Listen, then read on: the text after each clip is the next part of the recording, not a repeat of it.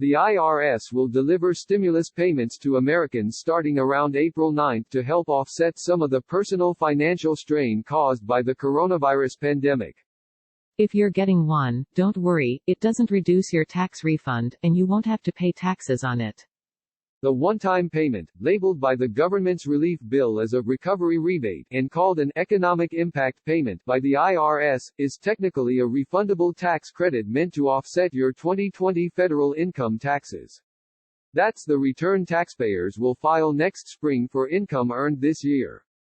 You usually can't claim a tax credit until you file your taxes, since you don't know what you owe until the year is over. Because of the severity of this national crisis, the government is giving qualifying taxpayers their credits early in the form of a cash payment.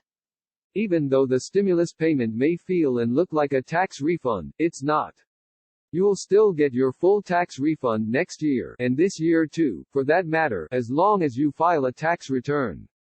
Let's define two important terms. A tax refund means you paid too much in taxes throughout the year, whether through estimated quarterly payments or taxes withheld from your employer. When you get a tax refund, the government is returning what is rightfully yours. A tax credit reduces your tax bill on a dollar-for-dollar basis. It's like having store credit at your favorite clothing shop. When you apply it to your total bill, it reduces what you owe. Some tax credits, like the coronavirus recovery rebate, are refundable. That means you'll get the money back in cash even if you don't have enough tax liability to offset it. Importantly, a refundable tax credit will never reduce the size of your refund, it will only increase it. By applying a credit, you're just lowering the amount of taxes you owe. The amount you paid in taxes throughout the year hasn't changed, the IRS will still need to settle the score. For example, if your annual tax liability, the amount you owe based on your earnings, is $10,000, but you paid a total of $11,000 through paycheck withholdings, you won't have an outstanding tax bill when you file your return.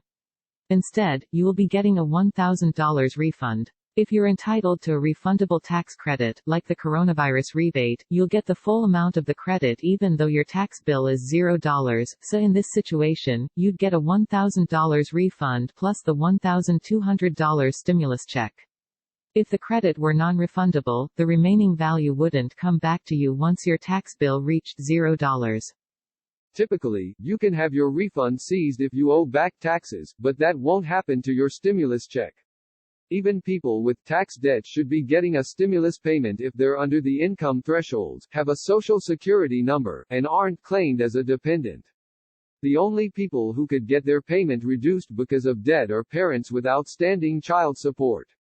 Ideally, the U.S. government would make the stimulus payments based on 2020 income figures, since millions of people who were otherwise gainfully employed last year are now out of a job because of coronavirus containment measures and could need the cash.